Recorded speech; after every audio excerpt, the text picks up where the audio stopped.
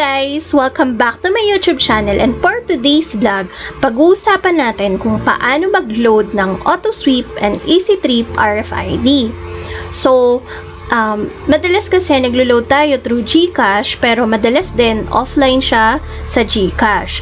So ngayon, meron tayong ibang option kundi lumabas at pumunta sa 7-Eleven, kasi meron din 'di ba na kiosk na pwede tayong mag-load. Kaya lang, the thing is that mas madalas na naka-offline yung kiosk na yon. So, ngayon, tuturo ko sa inyo kung paano ka mag-load ng autosweep and easytrip RFID kahit na offline yung kiosk sa 7-Eleven.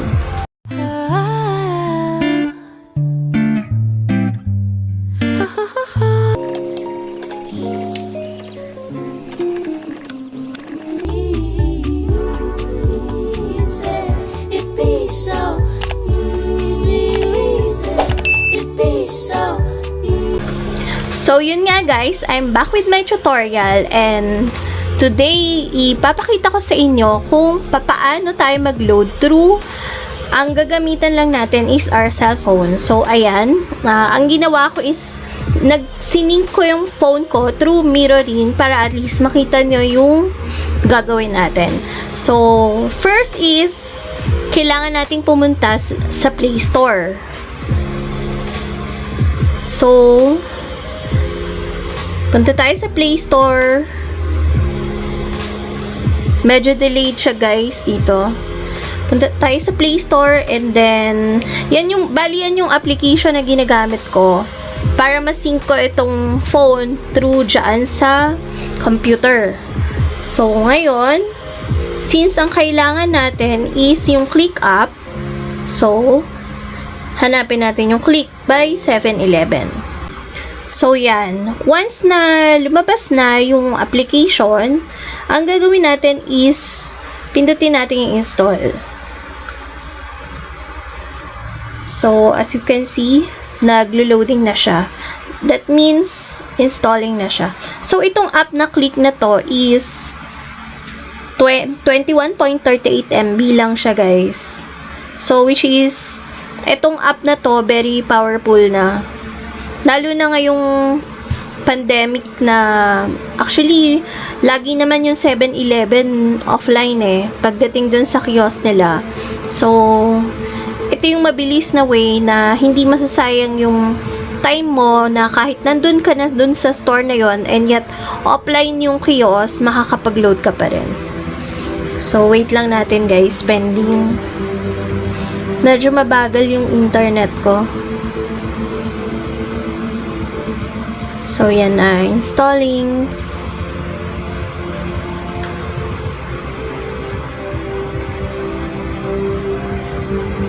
So, actually, kahit before, alam ko na tong CLIQQ na to, pero parang nung parang past few days ko lang nalaman na okay palang gamitin. So, hi nga pala dun sa mga subscribers ko. Actually, nasa 2,890 subscribers na ako. So, thank you, and you're still supporting my vlog. So, please do watch, and I will make more tutorials and tricks para at least matulungan ko kayo. So, pending. Medyo mabagal siya, guys. So, ayun guys, once na tapos na siyang mag-download yung CLIQQ, so, ang gagawin natin is open na. So, medyo mabagal kasi dito sa natin. Dito sa screen natin.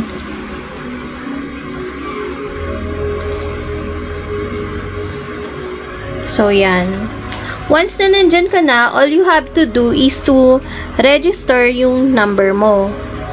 So, cellphone number, you need to register. Then, continue with mobile. Then, magpapadala sila ng verification code. So, ewan ko lang guys kung makikita nyo kasi sobrang liwanag. So, once na nagpadala na sila ng verification code, so, encode mo na yun. So, yan. Nagpadala na siya ng verification code. So, na-receive na natin. Then, click natin yung agree. So, okay.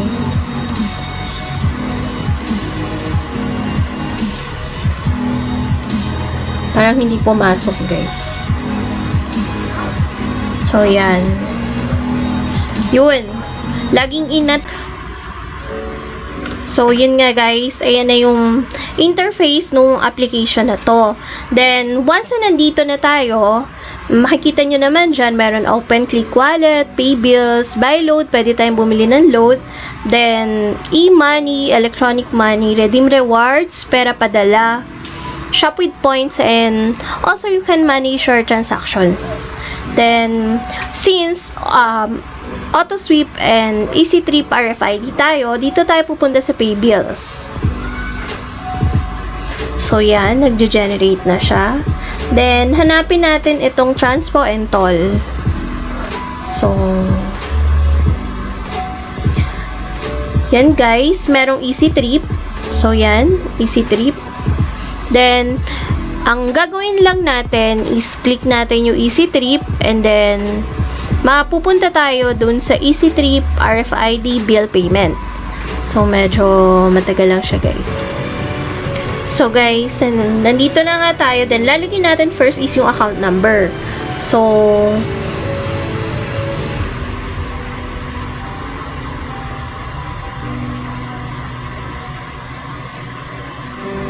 then, lalagay din natin yung contact number.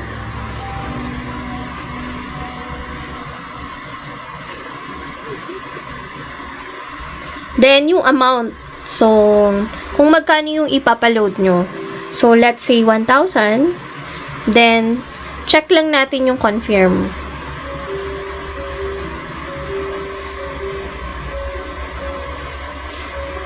So, ayan na siya. Creating transactions. So, ang bagal nga lang guys.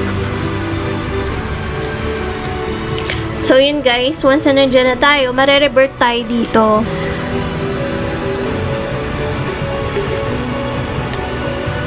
Hindi pa rin talaga kita. So, yun. Magiging ganyan yung itsura niya. Yan. So, nakikita nyo na. Ang importante dyan yung barcode. So, once na na-generate na yung barcode, that's the time na pwede ka nang pumunta dun sa cashier and pwede mo nang bayaran yung amount. So, yan. Ngayon lang siya ulit So, yan yung barcode na sinasabi ko. So, since 1,000, then barcode, then date, April 8. So, status is pending. Kasi once na binayaran natin, dun pa lang magpo-push through yung transactions. Pero mabilis lang siya and pwede nyo din siyang ma-check online kung pumasok siya talaga.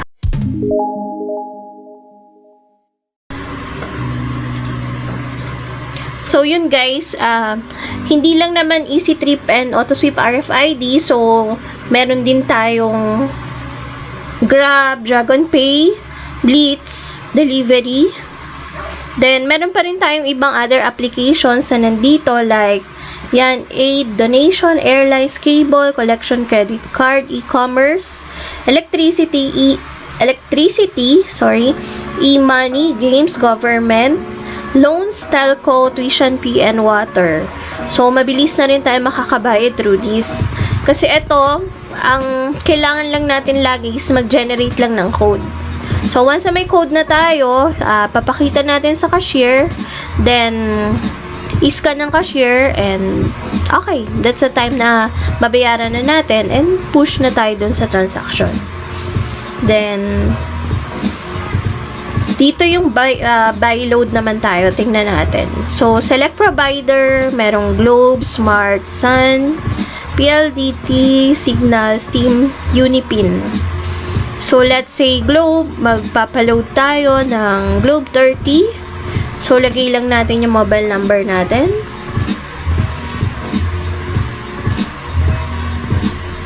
Then, 30 pesos. Then, done. Confirm. So, yun guys, ganun pa rin. Nag-generate pa rin siya ng code and then, papakita natin to sa cashier. Then, pag in-scan siya, that's the time na magpupush tayo ng transactions again. So, yan. Sa Globe, ang dami pala niya guys. Pero hindi siya retailer. Then, tingnan natin yung add e-money ko. Ano to? So, may Lazada, PayMe, GCash, cash in. So, pwede ka na rin palang mag-cash in gamit ito. So, ang dami pala niyang purpose, guys.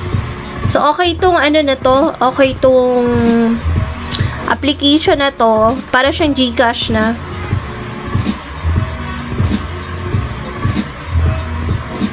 So, pera padala. Let's see. Pera padala, guys.